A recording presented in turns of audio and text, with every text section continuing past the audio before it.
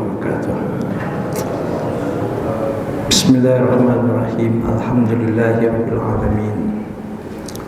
Wassalatu wassalamu ala asyrafil anbiya'i wal mursalin sayyidina wa habibina wa maulana Muhammadin wa ala alihi wa sahbihi ajma'in.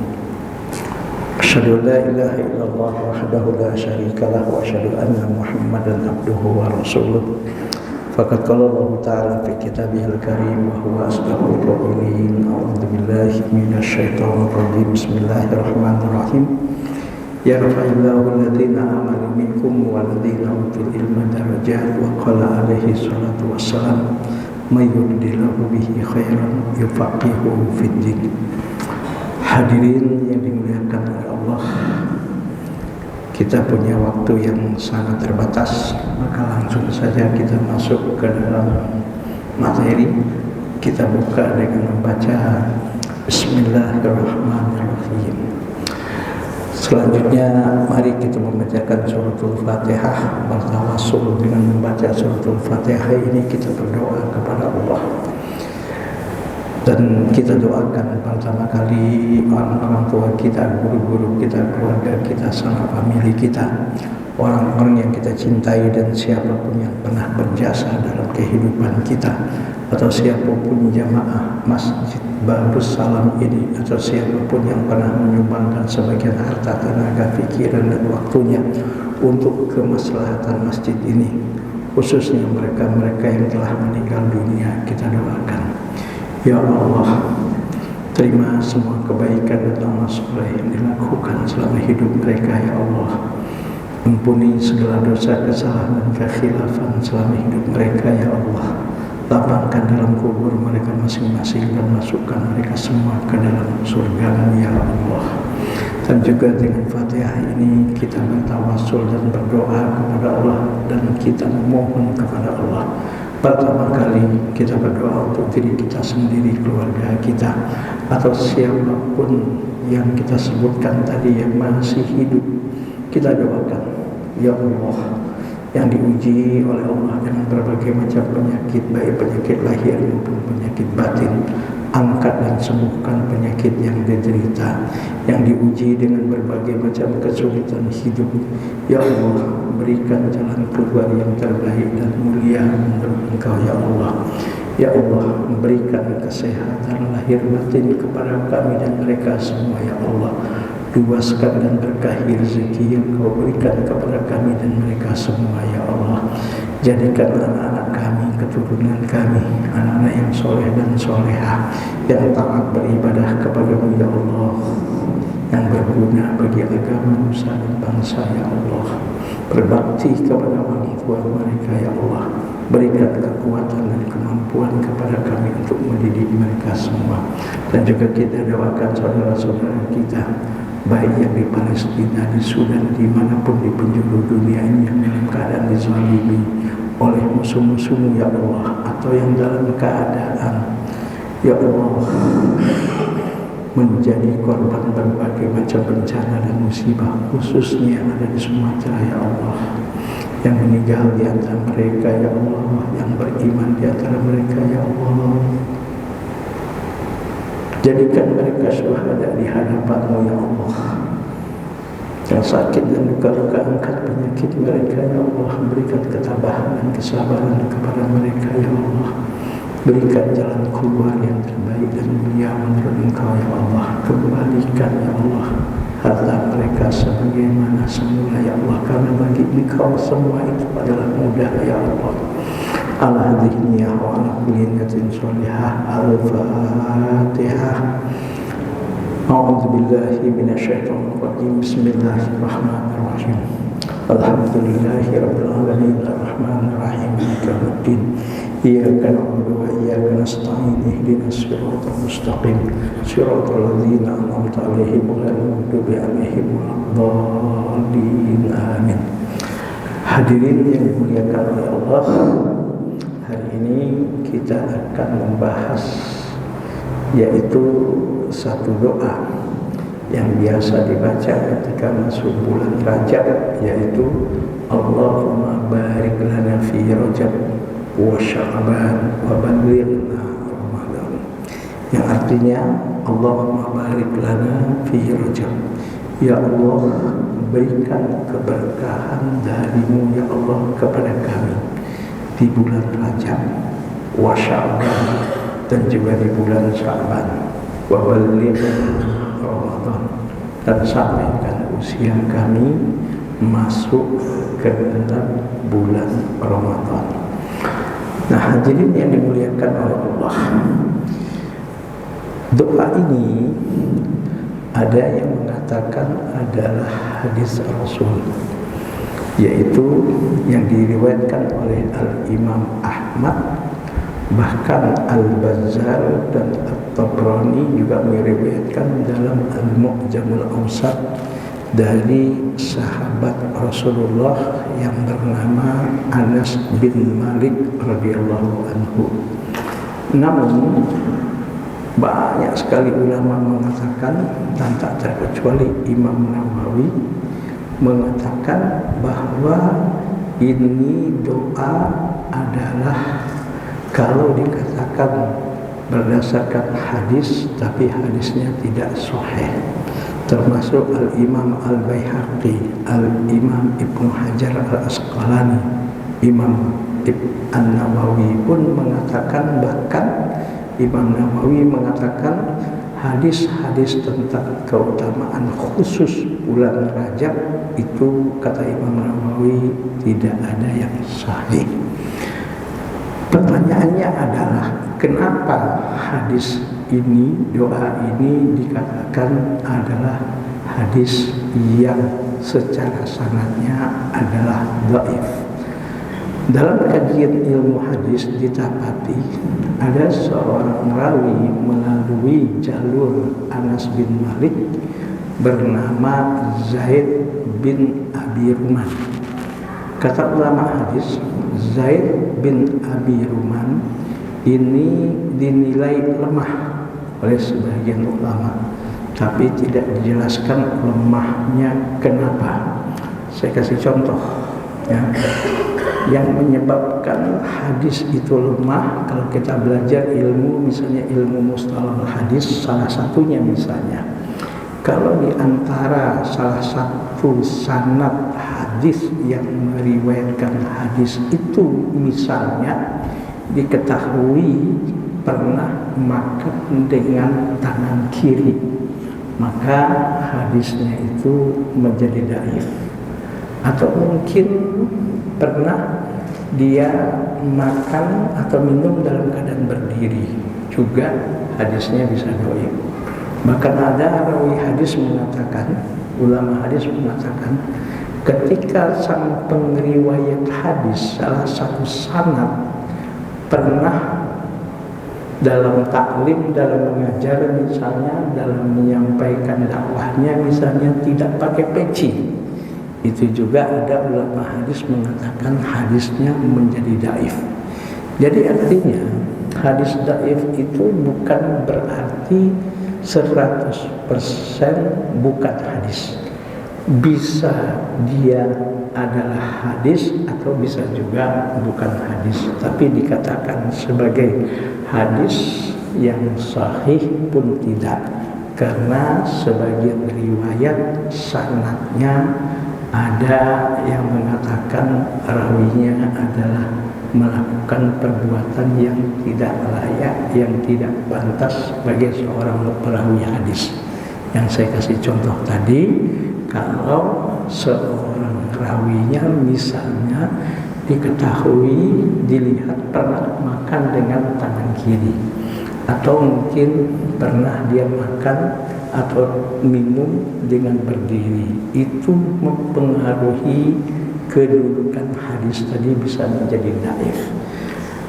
Usikum wa nafsi wa iyaya bittaqwallah. Namun semua ulama sepakat hadis ini sekalipun adalah hadis dhaif, lemah, bukan sahih, bahkan bukan hasan, tetapi pertanyaannya, bolehkah kita membaca doa dengan sumber hadis dhaif ini? Nah, usikum wa nafsi wa iyaya bittaqwallah.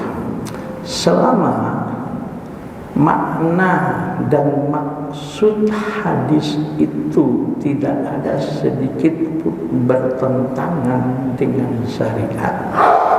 Artinya tidak bertentangan dengan ajaran agama, nggak ada masalah.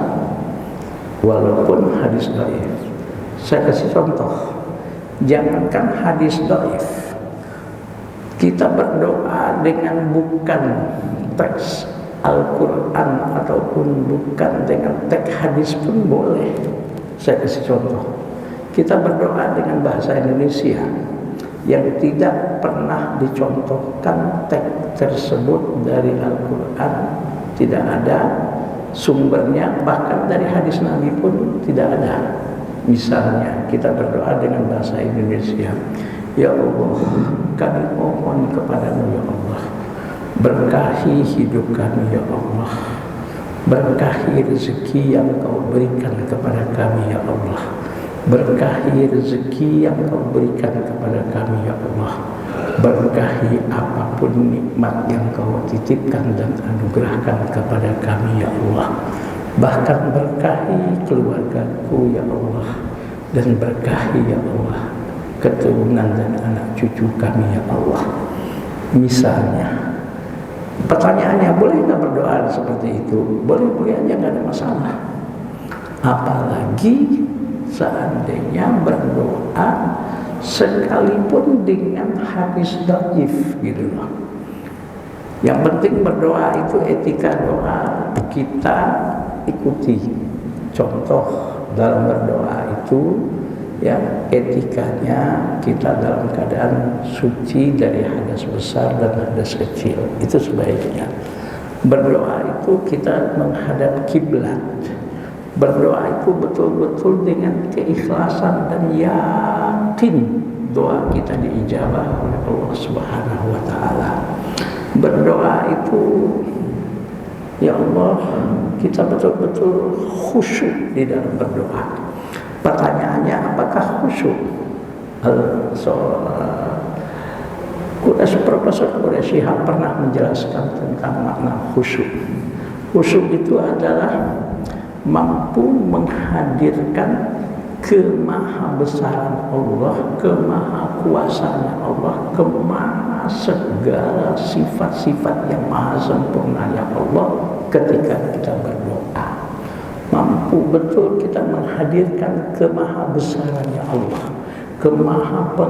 kemahapengasihnya Allah, kemahapenyayangnya Allah, kemahapemberi rezekinya Allah, dan segala sifat-sifat yang menunjukkan kemahasempurnaannya Allah mampu kita hadirkan pada diri kita ketika kita berdoa. Dan berdoa itu mulai dengan kita memuji Allah, minimal dengan kita membaca Alhamdulillah. Kemudian buka lagi dengan kita membaca sholawat ke Rasulullah, minimal Allahumma sholli ala Muhammad. Kemudian silakan berdoa. Doa yang terbaik lafaznya adalah doa-doa yang disebut dengan al-maksurat. Apa itu al-maksurat? Doa-doa yang lafaz-lafaznya secara tekstual ada dalam Al-Quran dan ada dalam hadis sahih, minimal hadis hasan. Itu minimal. Nah, ini doa yang terbaik. Nah, biasanya orang kita diakhiri dengan membaca doa Rabbana atina fid dunya hasanah wa fil akhirati hasanah wa qina adzabannar. Silakan. Dan berdoa dengan bahasa Indonesia boleh, enggak salah. Berdoa dengan bahasa Sunda yang orang Sunda monggo, enggak salah. Berdoa dengan bahasa Jawa yang orang Jawa ya silahkan. Berdoa dengan bahasa Minang yang orang Minang silahkan. Berdoa dengan bahasa Batak yang orang Batak ya silahkan, tidak ada larangan. Yang penting tata cara berdoa, etika berdoa betul-betul semaksimal mungkin dan seoptimal mungkin kita penuhi. Itu satu. Jadi janganlah menganggap seandainya memang hadis ini adalah hadis dhaif, dan memang ulama mengatakan hadis ini memang hadis dhaif karena rawi yang meriwayatkannya itu bermasalah seorang yang bernama Zaid bin Abi Ruban. Namun meskipun hadis ini tidak sahih, makna dan tujuannya benar, kita tidak dilarang untuk menjadikan ini sebagai doa kita, yaitu Allahumma barik lana fi Rajab wa Sya'ban wa balighna Ramadan. Ya Allah, berikan keberkahan kepada kami di bulan Rajab dan juga di bulan Sya'ban, dan sampaikan usia kami masuk sampai ke dalam bulan suci Ramadan. Usikum wa nafsi wa iyaya bittaqullah. Makna, maksud dan kandungan hadis. Makna Allahumma barik lana itu artinya apa? Kita mohon kepada Allah keberkahan, yaitu kebaikan yang terus bertambah, ketaatan yang diberi kemudahan, umur, waktu, dan amal yang bernilai, bukan umur amal yang sia-sia. Baik di bulan Rajab, yang mana kita tahu bulan Rajab adalah salah satu al-ashhurul al-hurum, bulan yang dimuliakan oleh Allah.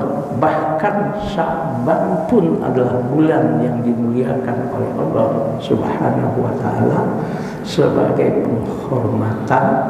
Dan di bulan Rajab itu kita sudah memulai mempersiapkan diri untuk mengendalikan hawa nafsu kita, dan di bulan Sya'ban adalah persiapan untuk memasuki bulan suci Ramadan.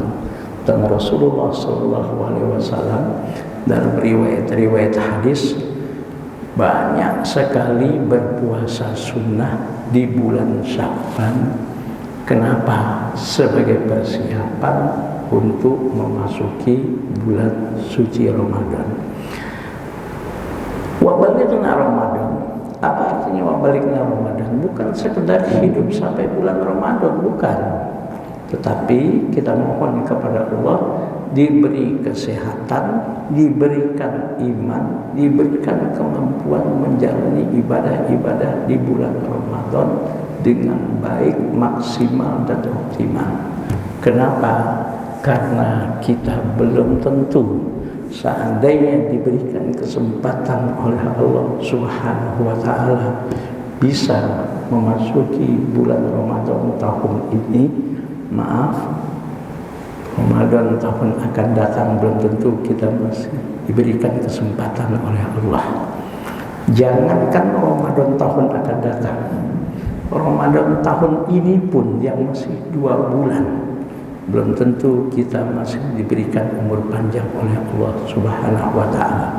Maka hadis ini walaupun dhaif adalah sebagai permohonan kepada Allah agar ya Allah panjangkan usia kami ya Allah, berikan kesempatan kepada kami ya Allah untuk bisa menikmati indahnya berpuasa dan beribadah di bulan suci Ramadan. Usikum wa nafsi wa iyaya bittaqullah. Pertanyaannya adalah, kenapa kok kita butuh sekali dan perlu sekali kepada keberkahan, baik keberkahan dalam umur, keberkahan dalam harta, keberkahan dalam jabatan, keberkahan dalam segala aspek kehidupan yang Allah berikan kepada kita, bahkan keberkahan ilmu. Kenapa kok kita butuh sekali? Sebab ya Allah, umur yang diberkahi oleh Allah Subhanahu wa ta'ala adalah umur yang mana kalau Allah sudah cabut keberkahan itu dari umur kita, umur terasa singkat dan cepat habis meski rasanya usia kita panjang. Coba bayangkan, ada orang yang diberikan oleh Allah Subhanahu wa ta'ala, semua kita siapapun makhluk di permukaan bumi ini diberikan oleh Allah waktu 1 hari itu 24 jam, Pak, nggak ada yang berbeda. Maaf, maupun orang kampung, orang kota, orang desa, orang kaya, orang miskin, siapapun manusia di permukaan bumi ini sama diberikan waktu oleh Allah 1 hari 24 jam. Sama 1 minggu 7 hari, sama, nggak ada yang beda. Tapi coba kita lihat, nilai dari 1 hari 24 jam itu berbeda. Ada orang yang 1 hari 24 jam itu dia bisa melakukan perbuatan-perbuatan yang bermanfaat bukan hanya untuk dirinya.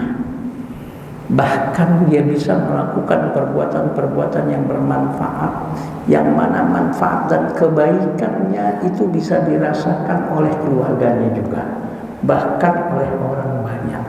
Tapi ada orang diberikan waktu 1 hari 24 jam, jangankan melakukan perbuatan-perbuatan yang baik dan bermanfaat untuk orang banyak, bahkan untuk keluarganya, bahkan untuk dirinya pun dia tidak bisa melakukan hal yang baik yang bermanfaat. Kenapa? Ini tandanya keberkahan dicabut oleh Allah dari umurnya atau dari waktu yang Allah berikan 24 jam tersebut.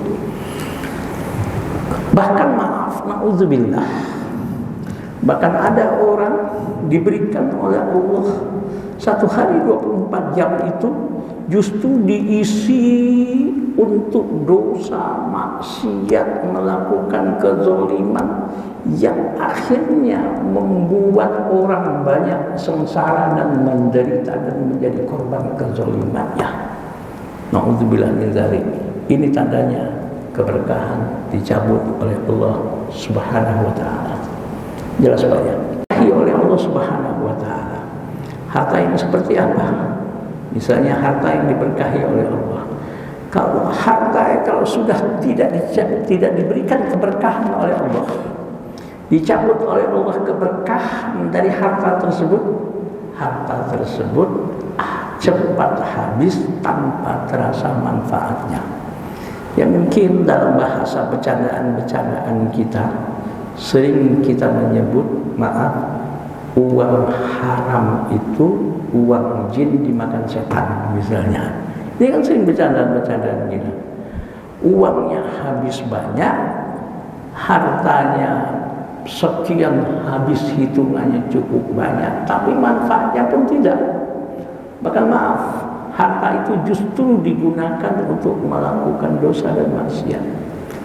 Walaupun harta itu banyak, bahkan mungkin kata orang berlimpah, tapi tidak membawa ketenangan, justru memicu keserakahan dan kecemasan. Allah sudah mengingatkan. Apa kata Allah? Alhaakumut takatsur hatta zurtumul maqabir. Hei manusia, kalau engkau hidupnya hanya takasur, berlomba-lomba banyak-banyakan harta, berlomba-lomba tinggi-tinggian jabatan, berlomba-lomba untuk hidup mewah-mewahan, Allah bilang itu semua enggak diberkahi oleh Allah. Bahkan Allah katakan alhaakum, membuat engkau lalai, membuat engkau lupa diri, membuat engkau sudah tidak tahu halal dan haram. Kenapa? Karena engkau mengedepankan hawa nafsu dalam mendapatkan apa yang disebut dengan at-takasur itu. Allah katakan hatta zurtumul maqabir, sampai kau mati, sampai kau menghembuskan nafasmu terakhir di permukaan bumi ini, kau enggak akan pernah merasa cukup dan puas, kata Allah. Kenapa? Karena yang namanya hawa nafsu, yang namanya keinginan tidak akan pernah ada cukup dan tidak akan pernah ada puasnya. Ayo bayangkan, kita punya uang.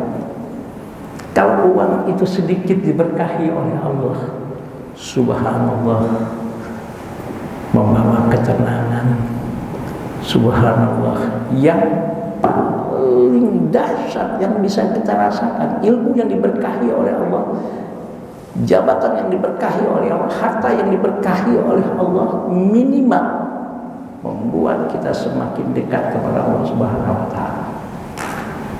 Membuat kita semakin baik dan berkualitas ibadah kita kepada Allah Subhanahu wa taala. Tapi kalau sudah dicabut oleh Allah keberkahannya, itu yang namanya harta itu banyak bagaimanapun membuat kita semakin jauh dari Allah Subhanahu wa taala. Rasanya malas aja untuk melakukan kebaikan.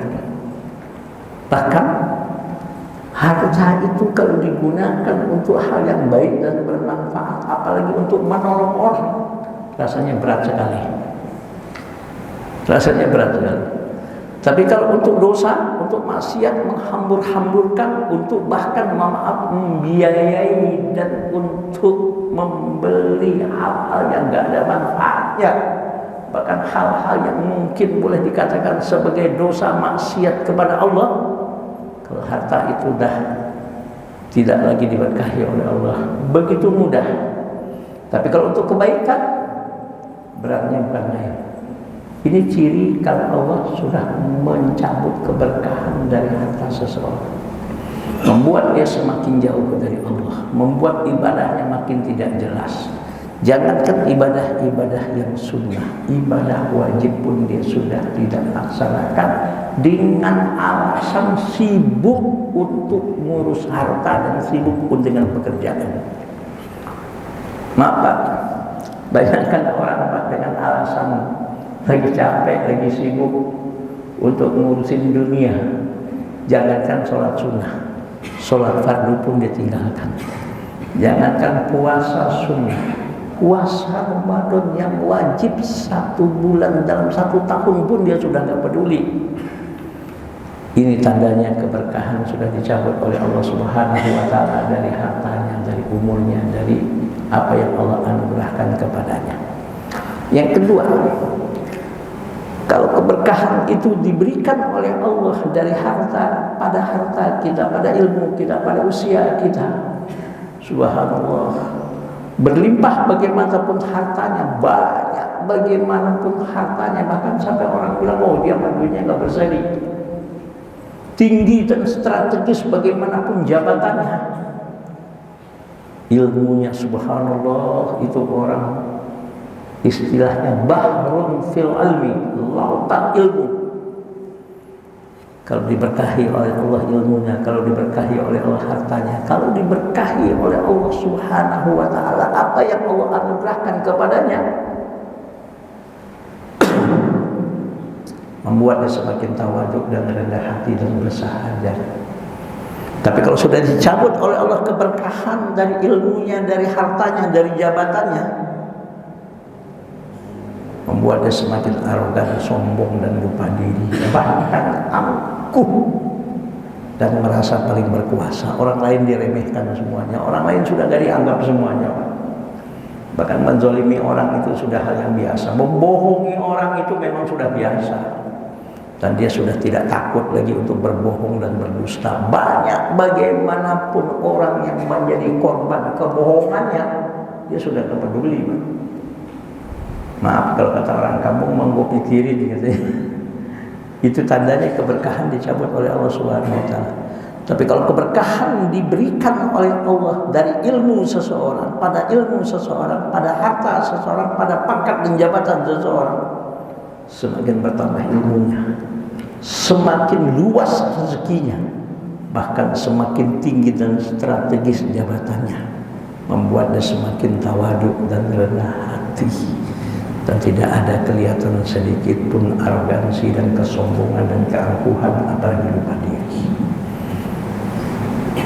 Yang ketiga, kalau keberkahan diberikan oleh Allah Subhanahu wa taala dalam kehidupan orang, pada harta seseorang, pada ilmu seseorang, pada jabatan yang diamanahkan oleh Allah kepada seseorang, yang mendapatkan manfaat dan kebaikan dari hartanya, yang mendapatkan manfaat dan kebaikan dari ilmunya, yang mendapatkan manfaat dan kebaikan dari jabatannya, bukan hanya dirinya, bukan sekedar namanya saja yang harum, yang dirasakan manfaat dan kebaikannya oleh orang banyak. Orang banyak pun mendapatkan manfaat dan kebaikan dari ilmunya. Orang banyak pun mendapatkan manfaat dan kebaikan dari hartanya.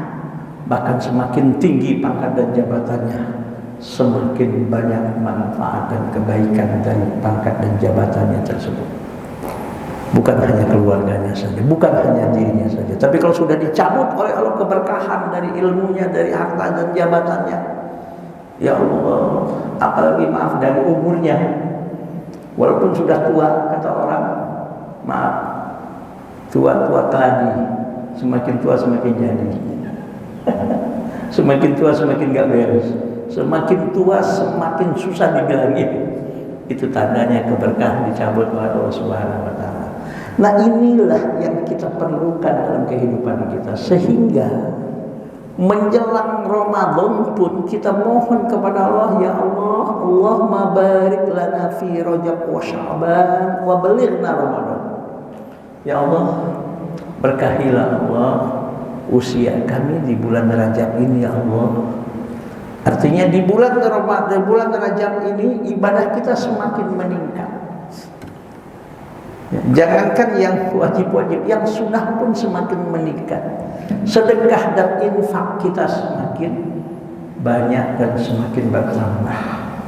Apalagi Allah Subhanahu wa taala memberikan keluasan rezeki kepada kita. Dan sekarang kita lihat, ya Allah, akibat bencana dan musibah yang terjadi, jangankan keluar negeri lah, di negeri kita ini sekarang akibat bencana yang kemarin terjadi di Sumatera pun sampai saat ini, ya Allah, mari bersama-sama kita tunjukkan kepedulian kita, yang insya Allah akan menambah keberkahan dari harta kita. Kenapa?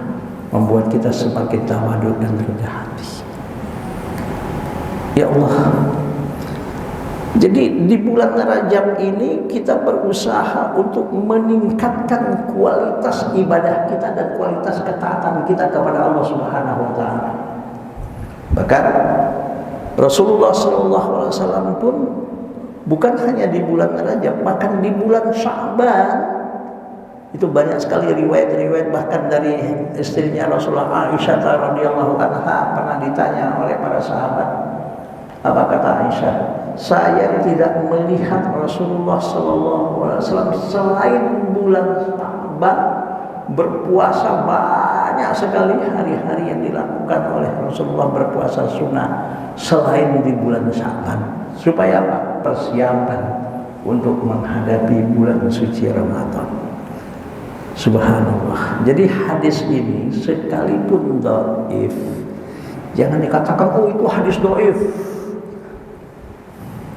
Jangankan hadis Nabi, bukan hadis Nabi pun, kalau memang itu doa, kalau memang itu baik, gak ada salahnya Pak. Berdoa tidak harus dengan berbahasa Arab, bahkan berdoa tidak, apalagi berdoa tidak harus lafadznya ada dalam Quran dan hadis. Yes, the best of doa, doa yang terbaik adalah doa yang disebut dengan al-maksurat. Apa ya al-maksurat? Al-maksurat itu doa yang lafadznya satu persatu ada dalam Al-Quran dan hadis. Itu doa yang terbaik. Contoh, misalnya kita berdoa, Rabbana la tu'akhizna in nasina wa akhtana, Rabbana wa la tahmil alaina isran kama hamaltahu 'alal ladzina min qablina, Rabbana wa la tuhammilna ma la taqata lana bih, wa'fu 'anna waghfir lana warhamna anta maulana fansurna 'alal qaumil kafirin. Silahkan doa, Rabbana hab lana min azwajina wa dzurriyyatina qurrata a'yun. Ya Allah, Rabbana hab lana min azwajina wa dzurriyyatina qurrata a'yun.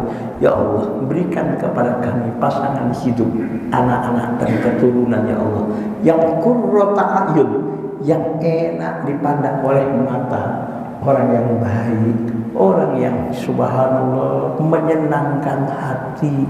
Bahkan kita minta kepada Allah, waj'alna lil muttaqina imam. Ya Allah, jadikan kami ini pemimpin bagi orang-orang yang orang-orang yang bertakwa.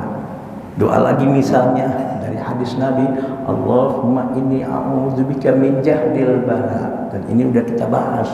wa daraki syaqa wa su'il qada wa syamatatil a'da. Ya Allah, aku mohon perlindungan kepadamu ya Allah min jahdil bala, dari bencana yang dahsyat ya Allah, jangan sampai terjadi dalam hidupku ya Allah. Apalagi bencana dan musibah, maaf, yang bisa menyebabkan berbagai macam kesulitan yang kita tidak sanggup bahkan untuk memikul beban tersebut ya Allah. Hindari kami ya Allah, jangan sampai dalam hidup kami terkena apa yang disebut dengan bencana yang dahsyat. Allahumma inni a'udzubika min jahdil bala wa daraki syaqa. Jangan sampai ya Allah, seandainya pun aku pernah menghadapi berbagai macam penderitaan, jangan sampai penderitaan itu berkepanjangan yang tidak habis-habisnya ya Allah. Wasu'il qadar. Ya Allah, aku mohon kepadamu ya Allah, seandainya ada takdir ketentuan ketika aku umur 120 hari dulu ya Allah, dalam rahim ibu kami sebelum kami lahir, ada takdir-takdir dan ketentuan-ketentuan yang tidak baik untuk hidup kami ya Allah. Kami mohon kepadamu ya Allah, jangan sampai menjadi qada dan kenyataan dalam hidup kami ya Allah. Wa syamatatil a'da, dan kita mohon kepada Allah jangan sampai kita menjadi apa yang disebut dengan bahan tertawaan orang-orang yang memusuhi kita. Nah, ini doa yang terbaik. Silahkan doa-doa dari Al-Quran, doa-doa dari hadis yang teksnya ada dalam Al-Quran dan hadis, silahkan. Tapi tidak ada larangan berdoa apalagi dengan misalnya hadis dhaif, selama itu tidak bertentangan dengan syariat, selama isi doa itu adalah baik, tidak ada larangan. Jangankan dengan hadis dhaif, berdoa dengan bahasa kita pun, bahasa daerah pun, dan tidak harus dengan berbahasa Arab, silahkan. Yang penting etika berdoa kita penuhi semaksimal mungkin dan seoptimal mungkin, dan hindari hal-hal yang menyebabkan doa kita ditolak oleh Allah Subhanahu wa taala. Salah satunya ada satu hadis Nabi yang diriwayatkan oleh Imam Muslim, hadis sahih. Apa kata Rasulullah? Qala Rasulullah sallallahu alaihi wasallam, "Innallaha thayyibun la yaqbalu illa thayyiban." Allah itu adalah Tuhan yang maha baik. Innallaha thayyibun la yaqbalu illa thayyiban. Qala al-Imam Ahmad rahimahullah, ay al-halal. Dan Allah tidak akan pernah menerima dari hambanya kecuali yang baik-baik, yang halal-halal menurut syariat. Dan ulama semua mengatakan berdasarkan hadis ini, maaf, mengkonsumsi yang haram, baik memakan makanan yang haram, meminum minuman yang haram, bahkan suka melakukan dosa maksiat dan yang haram-haram, bahkan diantaranya mungkin meninggalkan kewajiban seperti sholat dan sebagainya, itu adalah diantara penyebab kenapa doa ditolak dan tidak diijabah oleh Allah Subhanahu wa taala. Jadi ketika banyak doa kita tidak diijabah oleh Allah, banyak doa kita ditolak oleh Allah Subhanahu wa taala, yuk kita introspeksi diri, bermuhasabah. Apa sih yang menyebabkan doa saya ini tidak diterima oleh Allah? Bisa jadi makanan yang kita makan selama ini banyak yang haram. Bisa jadi minuman yang kita minum selama ini bisa jadi minuman yang haram. Bisa jadi rezeki yang selama ini kita nikmati, rezeki dengan cara didapat dengan cara yang haram, yang tidak diridhoi oleh Allah. Misalnya maaf, berjualan dengan cara menipu dan tidak jujur. Usikum manamsi wa iya bitaqullah. Ini yang kadang-kadang kita gak sadar. Kenapa doa kita gak diijabah oleh Allah? Ingat, dan ini sering saya katakan di sini. Haram menurut syariat itu ada dua macam, kan? Satu yang disebut dengan haramun li dzatihi. Apa itu haramun li dzatihi? Sesuatu yang haram yang memang zatnya benda itu, perbuatan itu memang sudah haram dan jelas-jelas haram. Itu namanya haramun lidzatihi. Contoh, mengkonsumsi makanan yang haram secara fisik, daging babi misalnya, minum minuman khamar misalnya, itu haramun lidzatihi. Melakukan perbuatan-perbuatan yang diharamkan menurut syariat, mencuri misalnya, itu namanya haram lidzatihi. Maaf, apalagi sampai melakukan perselingkuhan, berzina misalnya, itu udah haramun lidzatihi. Nah, mungkin kita banyak menyatakan, mungkin kita sadar bahwa ini haram lidzatihi, ini ada yang kita pahami.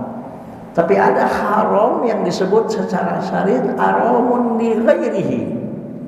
Apa itu haramun li ghairihi? Sesuatu secara fisik, secara kasat mata adalah halal.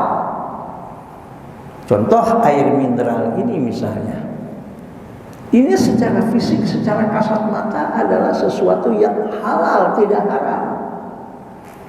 Tetapi air mineral ini walaupun secara kasat mata adalah halal, didapat dengan cara yang haram. Contoh, kita dapat dengan cara mencuri. Bukan milik kita, bukan hak kita yang kita minum. Contoh, air mineral ini kita beli dengan uang hasil perbuatan yang haram, hasil menipu misalnya. Walaupun yang kita minum adalah air mineral, kalau memang jelas air mineral ini didapat dengan cara yang haram atau dibeli dengan uang hasil perbuatan yang haram, maka air mineral ini pun jadi haram untuk dikonsumsi. Nama haramnya adalah haramun li ghairihi. Apa itu haramun li dzatihi? Haramun li dzatihi adalah sesuatu yang haram, memang fisiknya adalah haram dan memang ya sesuatu itu yang memang jelas haramnya, itu haramun li dzatihi. Tapi kalau haramun li ghairihi, secara fisik dia halal, tidak bermasalah. Tetapi ada sesuatu yang haram yang sudah menyatu, yang tidak bisa dipisahkan dari yang halal ini. Contoh, air mineral ini adalah air yang halal dikonsumsi, tetapi didapat dengan cara mencuri. Didapat, dibeli dengan uang hasil perbuatan yang haram.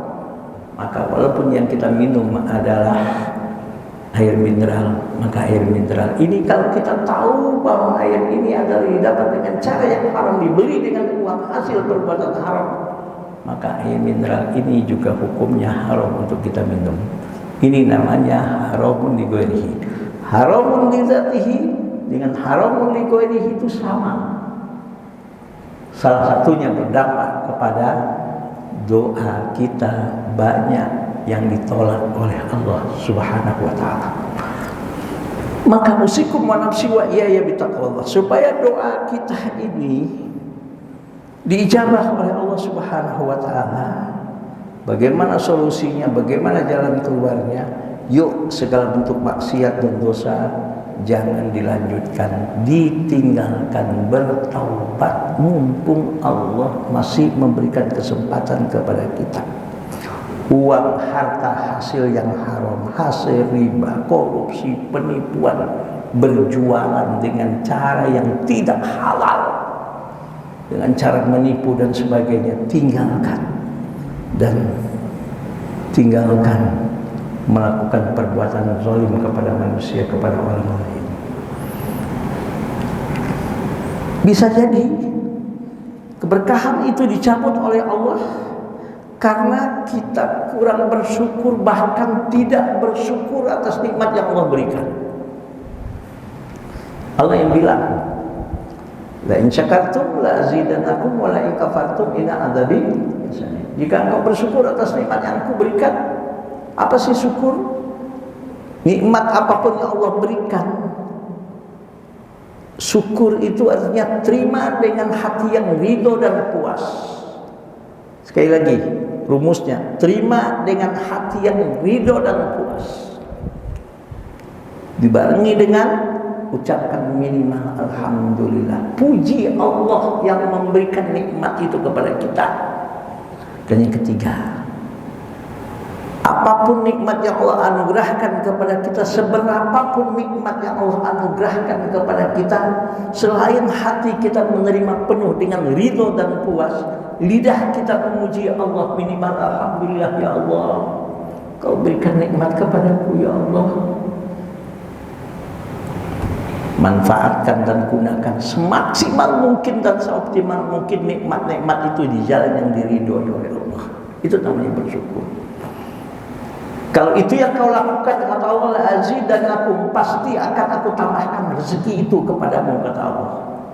Makanya ulama mengatakan, di antara cara untuk membuka rezeki dari Allah, di antara pintu-pintu Allah membukakan rezeki kepada hambanya, bagaimana hamba itu bersyukur atas nikmat yang Allah berikan.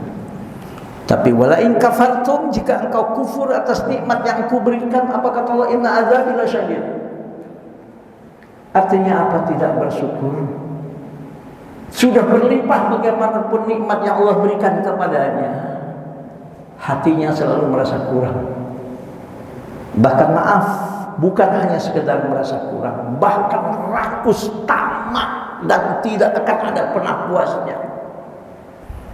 Hatinya tidak pernah merasa ridho dan puas segala nikmat yang Allah berikan kepadanya. Lidahnya selalu mengeluh, tidak pernah mengucapkan minimal alhamdulillah kepada Allah. Yang ngerinya lagi, nikmat-nikmat yang Allah anugerahkan kepadanya justru digunakan untuk dosa, maksiat, kemungkaran, dan kezaliman.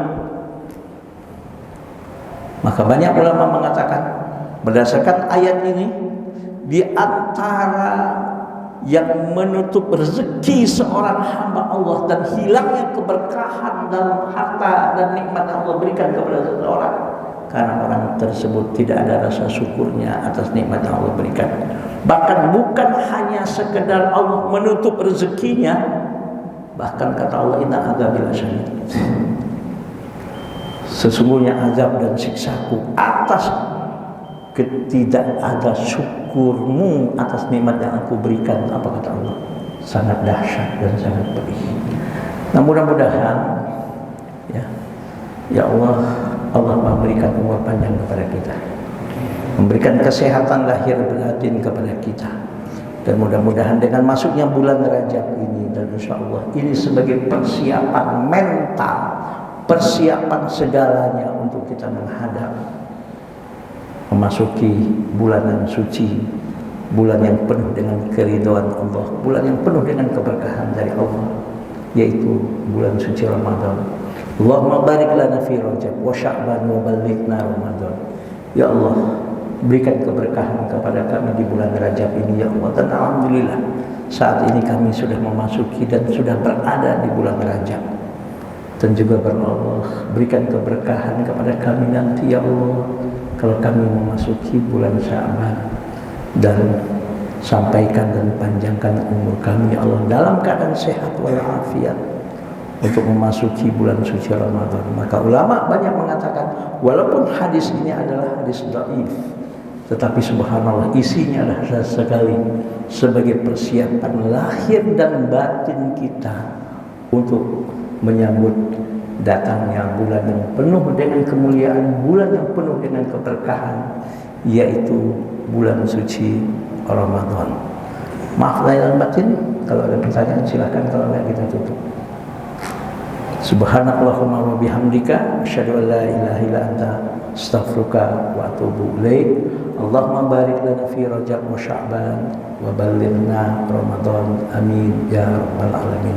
Subhanallahumma wa bihamdika asyhadu an la ilaha illa anta astaghfiruka wa atubu ilaik.